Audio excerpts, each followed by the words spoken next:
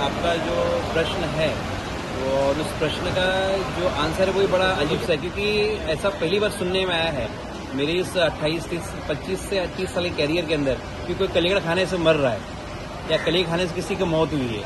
क्योंकि ये अफवाह है, किसी ने दुर्घटनावश या जानबूझ के या जो भी जिस कारण से किसी की अगर मृत्यु हुई है, किसी के परिवार की अगर मृत्यु हुई है, तो ये बड़ा दुर्भाग्यपूर्ण है और दुखद विषय है। पर सिर्फ कलिंगड़ खा के कोई मरता नहीं है।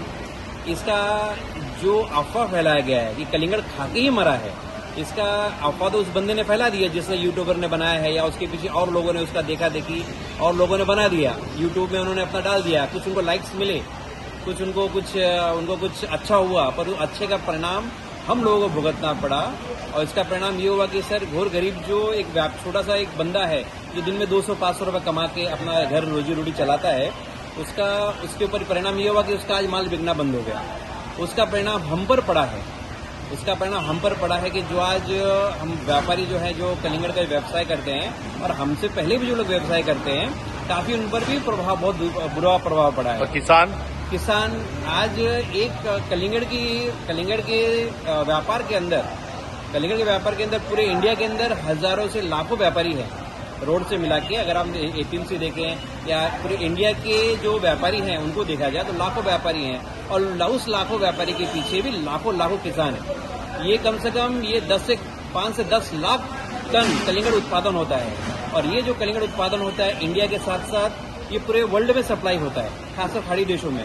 हमारे हिंदुस्तान के आसपास जो देश हैं जैसे भूटान हो गया, नेपाल हो गया, बांग्लादेश हो गया, यहाँ पे भी बाई रोड से सप्लाई होता है।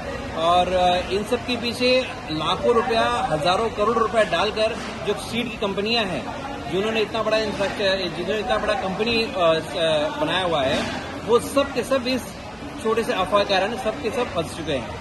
आज परिणाम ये हुआ है कि जब ये अफवाह फैली, उसके लगभग 10 दिन हो गए अफवाह फैले हुए। उसके पहले कलिंगड़ 20 रुपया, 22 रुपया, 25 रुपये किलो तक बिक रहा था, और फार्मर को लगभग 20 रुपए का पैसा जिनको खेत में उनको मिल रहा था।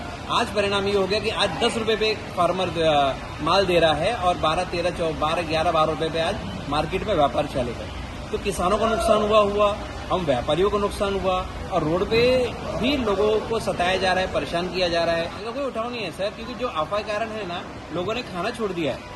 उनको डर बच गया कि हम कलिंगड़ खाएंगे तो मर जाएंगे। सर आपकी आयु लगभग 50 साल हो गई है, आपने कहाँ सुना है कि कलिंगड़ खा के कोई मरता है?